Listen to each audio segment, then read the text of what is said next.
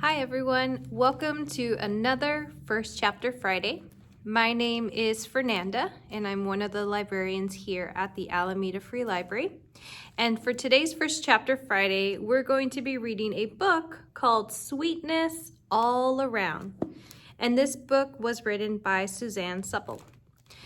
Something interesting about this book that I found is that there's a little bit of mystery. And if you're really into investigation and thrillers, this is a perfect read. It is about an almost 11-year-old girl named Josephine who is now dealing with moving to a new home, and she's not happy about it. But then she finds out that her would-be neighbor, which was a 10-year-old girl named Molly, was disappeared and possibly kidnapped. So this mystery draws her into her new home and her new community, and she feels like she was meant to investigate and find out what happened to Molly. So today we're going to be reading 2 chapters, they're very short chapters, and I hope you guys find it interesting. So starting with the first chapter, Summer of 1974. And the first chapter is called This. I'm leaving, Mary Josephine Willoughby said. She stood by the open door, waiting for Mama to respond. Without even turning to look at Josephine, Mama said, "Close the door behind you, and don't go far." Then she added, "And don't talk to strangers." A small brown moth floated into the trailer, then seemed to change its mind and floated out again. Josephine's fingers itched on the knob. Her teeth were gritted. A hot tide of anger surged inside her. Since yesterday's yard sale, when Mama sold nearly everything they owned, everything, including the dang TV, Josephine had been feeling this way. Like she was just barely hanging on to a rope, a rusty pipe fixing to burst.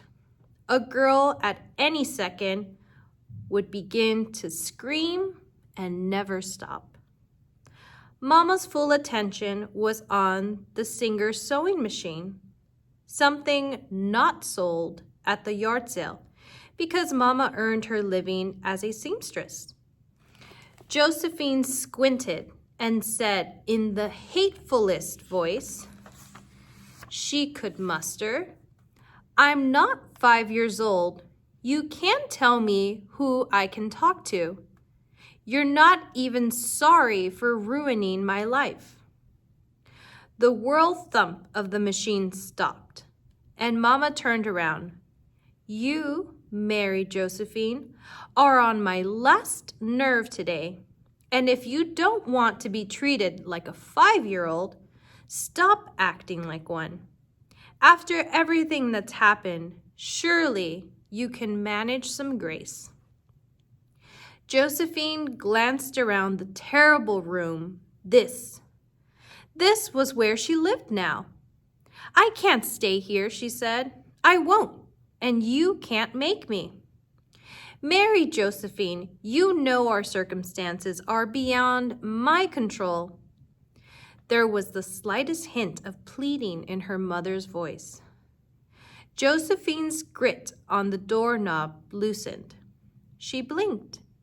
She waited for the fate to swing in the other direction and put their lives back in order. "And just to be clear," Mama went on, "you are the one who should be sorry.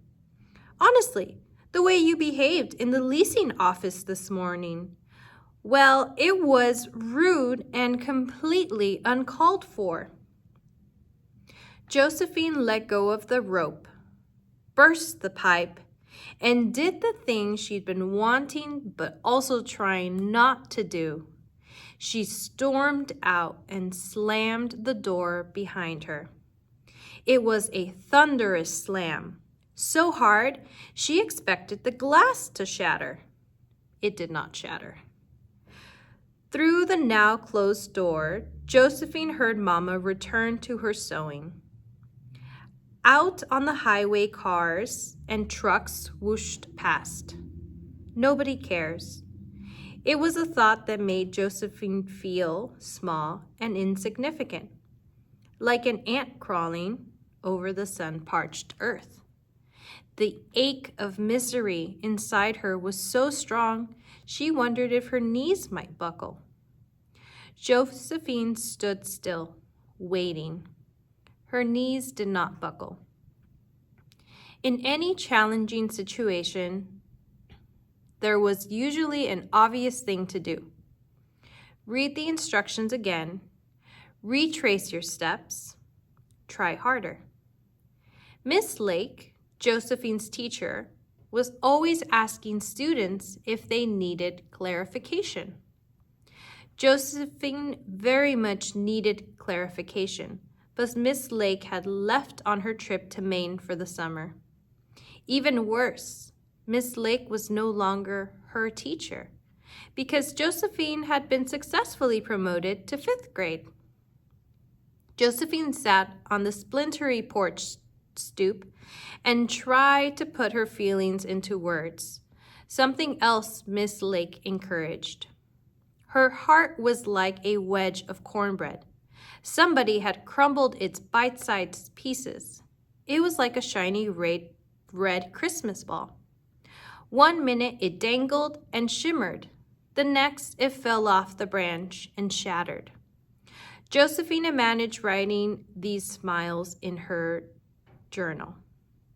A yellow spiral notebook with flower power stickers on the front. But her journal was inside the trailer, and she wasn't going back in there and get it.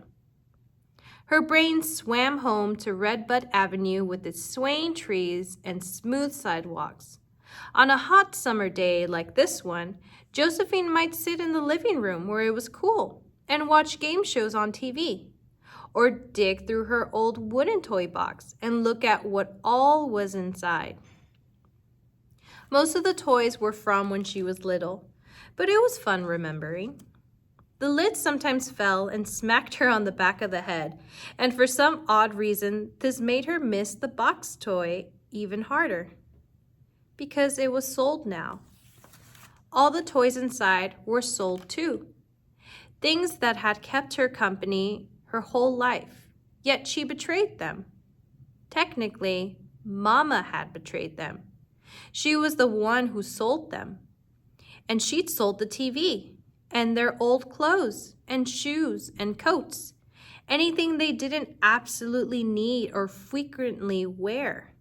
All of it gone. Not just their stuff, but their entire life was gone.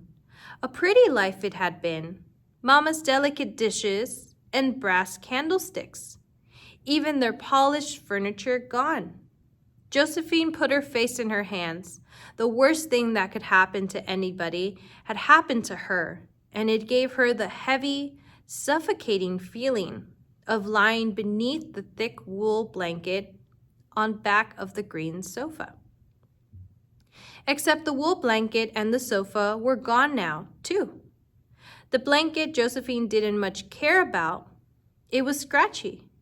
But the sofa was the color of emeralds with feather cushions you could sink right into it. Just yesterday, Josephine had watched 2 men put their emerald sofa on the bed of the truck and haul it away. Josephine could not stand to think about her lost life another second. She would walk. She would walk until she found clarification. She would walk until she formed a plan of action.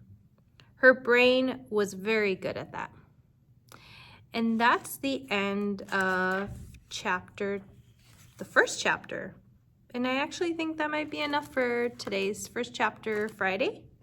I hope this first chapter lured you into the book. It's available for checkout. Feel free to take a look at our catalog to see if it's available. And if it's not, you can always put it on hold and pick it up at any of our 3 branches. Thanks for joining me for another First Chapter Friday, and I'll see you guys again soon. Bye.